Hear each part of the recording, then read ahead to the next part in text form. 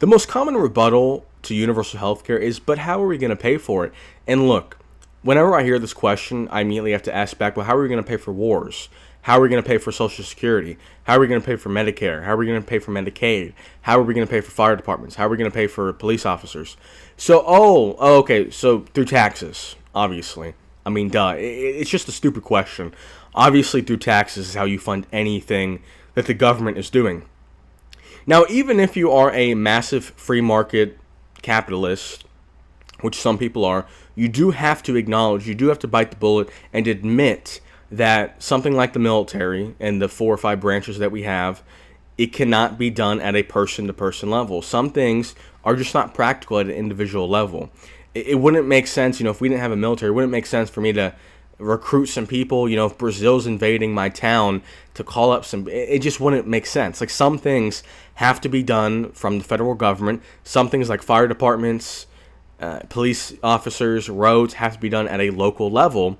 And all those things are done through taxes. I mean, it's not practical if I have a fire to, call a few people on Facebook Marketplace and say, can you give me a quote on putting out this fire? Or something with the police officer. It's like, does anyone really believe we shouldn't have police officers? So you do acknowledge, even if you are a capitalist, which I don't really think anyone is a true capitalist or true socialist, even the most socialistic people still acknowledge that something should be left up to the free marketplace, and even the most capitalistic people believe that something should be socialized, like the military, like the fire department, like the police officers. Now, the operative question is, should healthcare be nationalized? And it obviously depends on the specifics of what that means, but I would say yes. Look, the whole goal of healthcare is obviously to keep people healthy, but universal healthcare is going to lower the price because currently the way it is structured is, number one, we have the middleman, which is the insurance companies. Every additional mouth that needs to be fed means your rates are going up. The insurance companies are for profit, meaning that you are going to be paying more. So even if we raise taxes by 2%, you go from paying 4.5% of your income to healthcare to now 2% of your income on healthcare. So even though you technically are paying more in taxes, you are saving money at the end of the day. Additionally, another thing that universal healthcare does, which every other country in the world does except the United States, is negotiate drug prices. And what's even more insane about this, that a lot of people don't get, is our tax dollars funded the research to make those drugs. Yes, it is insane that our tax dollars go to the University of North Carolina, they go to Harvard, they go to whatever college, they do the research, they create a life-saving drug, and then those drugs get marked up 10% in Italy, but then in the only country that made them, the country with the taxpayer money that made the drugs, they mark them up 700%. And look, I'm not saying that if you make a drug even using taxpayer money, I'm not saying you can't make a profit. Look, if you're saving people's lives, you should be able to make a profit. I don't think this should be a communistic venture where we just seize your assets. I think you should make a profit, for sure. Specifically how much, we can debate that. 750% markup on a life-saving drug, it doesn't sit right in my stomach, especially considering that we funded it. It's one thing, if you want to mark it up 8,000%, the taxpayer money funded the research for the 99.9% of the drugs that are marked up to the same people that pay taxes on them. So if anything, we should be getting them for cheap.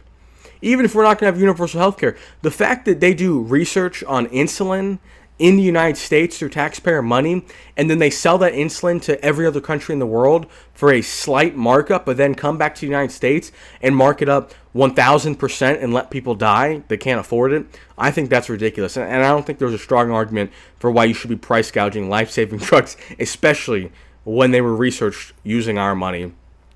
Now, look, there are obviously some downsides to universal health care. You're probably going to have longer wait times. In most of the countries that have universal health care, there are longer wait times because there are a bunch of people who previously were either dying because they didn't want to go to the doctor, or people that were just sickly. A lot of poor people were not going to the doctor. So you are going to have more people going to the doctor because they're able to utilize it without, paying $8,000 per doctor visit. So the wait times probably will increase.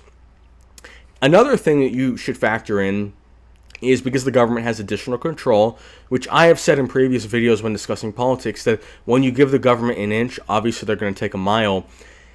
And it is tough. It is tough because let's say you're a person that is, let's say you're anti-transgender surgeries, and now that the government has all this control, they have all this unilateral control, they can use the tax money to fund anything. Because what exactly is healthcare? That's a question that doesn't need to be answered. Is the chiropractor healthcare? Is the dentist healthcare? Is physical therapy healthcare? There's a lot of things that, like, what exactly is healthcare? And am I now funding stuff that I think is immoral? It does get into dicey territory, and I do respect people that are like, I don't want my tax money going to fund transgender surgeries. I don't think that's good for them. I don't think that's a good use of tax money. And, like, would plastic surgery, if people are getting BBLs, would that be funded? So there are some concerns. But overall, I think from a pure economical standpoint, it is insane to me that there are people who are going to save money.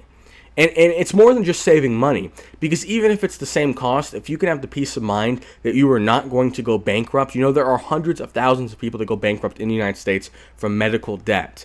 Even if it's the same price, if you just know deep down that you will never get a $700,000 bill because you got cancer, that alone, I think, is reason enough to have universal health care. Now, if it's single payer, if it's an opt-in, the exact specifics of universal health care, you can debate on what specific system we should have. But I don't think there is a legitimate economical reason for not having universal health care other than politicians get lobbied. Look, regardless if it's Donald Trump, if it's Joe Biden, if it's Trump in the first term, or if it's Obama, they get donations. And if you're getting donations from the insurance companies, from Big Pharma, what incentive do you have to side with the people who gave you nothing, normal people? Are they going to just do it out of the goodness of their heart? I don't see any reason why a politician would go against their donors. It just doesn't make sense. But yeah, if you have any reasons that I missed on why universal healthcare doesn't make sense, I'd love to hear them down below. I'm open to having my mind changed, but I do think for 95% of people within the United States, if you've got bands and bands and bands of money, your healthcare quality might go down because those people, it doesn't even matter if they get a $700,000 bill. If you are rich, healthcare is amazing for you because you've got no wait times. You can get the best doctors and you don't have to worry about the bills. You don't have to worry about the upcharging you pay for anything. But for the vast majority of people, lower class people, middle class people, and even a lot of upper class people, universal healthcare is going to benefit you.